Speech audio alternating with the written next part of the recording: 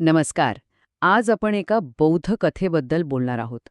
ही गोष्ट आहे मत्सर आणि शहाणपणाबद्दल आणि आपल्याला एक खूप महत्वाचा धडा शिकवते. वरवर पाहता ही गोष्ट खूप साधी वाटते, पण ती आपल्या इच्छा आणि आकांक्षांबद्दल खूप खोलवर काहीतरी सांगून जाते.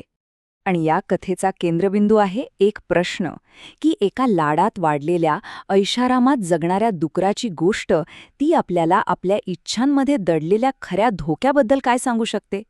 चला तर मग या बोधकथेत थोडं खोलवर जाऊया आणि या प्रश्नाचं उत्तर शोधूया. तर ही गोष्ट सुरू होते, पण ती प्राण्यांपासून नाही. ती सुरू होते एका अत्यंत मानवी समस्येपासून, म्हणजे इच्छेच्या किंवा वासनेच्या जाळ्यात अडकण्यापासून. तर ठिकाण आहे जेतवन विहार आणि तिथली समस्या काय आहे तर एक तरुण भिक्षू आहे जो एका जाड मुलीच्या प्रेमात इतका इतका गुंतला आहे की त्याचं मन कुठेच लागत नाहीये. तो पूर्णपणे विचलित झालाय. आता जेव्हा ही गोष्ट तथागतांपर्यंत पोहोचते, म्हणजे बुद्धांपर्यंत, तेव्हा ते ठरवतात की या भिक्षूला एक धडा शिकवायलाच हवा. आणि मग बुद्ध त्या भिक्षूला काय म्हणतात ते ऐका. ते खूप गूढ पण तितकंच शक्तिशाली विधान करतात. ते म्हणतात, ती स्त्री बंधू तुझा नाश आहे. पूर्वीही अगदी आत्तासारखंच तिच्याशी लग्न करण्याच्या इच्छेमुळे तू गर्दीचा अन्न बनला होतास. या वाक्यातून बुद्ध काय सुचवत आहेत की ही काही आजची गोष्ट नाहीये. हा संघर्ष पुन्हा एकदा होतोय, जणू काही एका जुन्या कथेचीच ही पुनरावृत्ती आहे. आणि इथूनच बुद्ध ती जुनी कथा सांगायला सुरुवात करतात.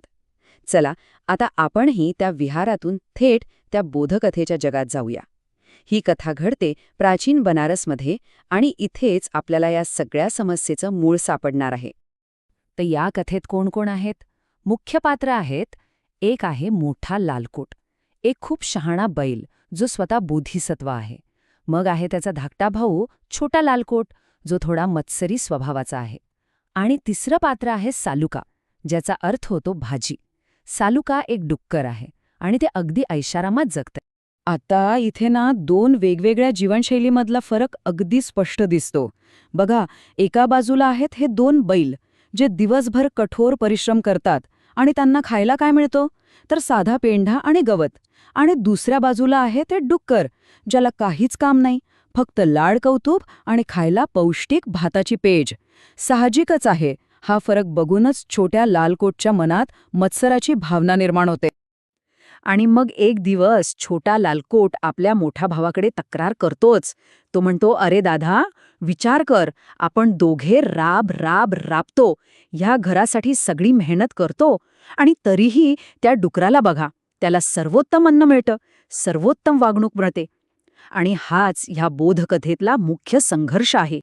आता या तक्रारीवर मोठ्या भावाचं उत्तर काय होतं हे खूप महत्वाचं आहे. त्याचं स्पष्टीकरण ऐकून अक्षरशः अंगावर काटा येतो. तो सांगतो की त्या डुकराला ही विशेष वागणूक का दिली जातीये. मोठा लालकोट म्हणजे तो शहाणा बैल आपल्या भावाला एका कवितेतूनच उत्तर देतो. तो म्हणतो, सालुका जे खातो त्याचा मत्सर करू नकोस, जे अन्न त्याला मिळते ते प्राणघातक आहे. बघा, फक्त एका वाक्यात त्या सगळ्या ऐशारामामागचं भयंकर सत्य समोर येतं. आणि तो पुढे जो सल्ला देतो ना, त्यातच या कथेचं सार आहे.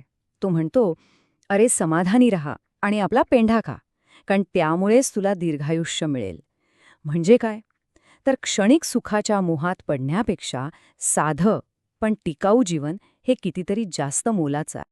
आणि मग तो दिवस येतो, कथेचा तो नाट्यमय कळस, जिथे मोठ्या लालकोटची भविष्यवाणी खरी ठरते. त्या स्वादिष्ट पेजेची खरी किंमत काय आहे हे आता सगळ्यांना कळणार होतं. हो, काही दिवसांनी घरात लग्नाची तयारी सुरू होते, पाहुणे येतात. आणि मग त्या सालुका डुकराला त्याच्या खुराड्यातून बाहेर ओढलं जातं.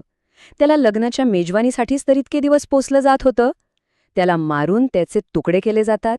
आणि इथेच मोठ्या भावाचं शहाणपण सिद्ध होतं. जेव्हा त्या दोन्ही बैलांनी त्या डुकराची ती अवस्था पाहिली, ते तुकडे तुकडे होऊन पडलेलं, तेव्हा त्यांच्या तोंडून एकच वाक्य बाहेर पडलं, अरे, आपला हा साधासुधा पेंढाच कितीतरी पटीने चांगला आहे. त्या क्षणी त्यांना आपल्या साध्या कष्टाच्या जीवनाचं खरं मूल्य कळलं. तर ही होती ती कथा. आता पुन्हा एकदा आपण जेतवन विहारात परत येऊया, त्या प्रेमपीडित भिक्षूकडे, आणि बघूया की बुद्ध या कथेला त्याच्या समस्येशी कसं जोडतात. आणि मग बुद्ध त्या कथेचं रहस्य उलगडतात. ते प्रत्येक पात्राचा पुनर्जन्म सांगतात आणि हे ऐकून धक्काच बसतो. ते सालुकाडुक्कर दुसरं तिसरं कोणी नसून तोच प्रेमपीडित भिक्षू होता. ती तरुणी ज्यासाठी त्याला पोसलं जात होतं तीच ही जाड मुलगी होती. तो मत्सरी छोटा लालकोट म्हणजे बुद्धांचेच शिष्य आनंद होते. आणि तो शहाणा मोठा बैल मोठा लालकोट ते स्वतः बुद्ध होते. आता बघा कथेचा सगळा अर्थ कसा स्पष्ट होतोय. ही कथा आणि त्यामागचं हे सत्य कळल्यावर त्या भिक्षूंच्या मनात जणू काही एक दिवाच लागला. त्याच्यात एक मोठं परिवर्तन झालं. त्याने श्रोतापन्न फल प्राप्त केलं. आता हे काय आहे तर ही बौद्ध धर्मातली आध्यात्मिक जागृतीची पहिली पायरी मानली जाते.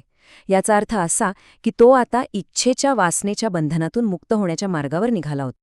आणि शेवटी ही कथा संपताना आपल्या सगळ्यांसाठी एक महत्त्वाचा प्रश्न सोडून जाते.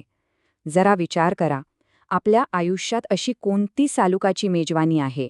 म्हणजे असं काय आहे जे वरून खूप आकर्षक दिसतं, मेजवानीसारखं वाटतं, पण प्रत्यक्षात तो एक सापळा असू शकतो.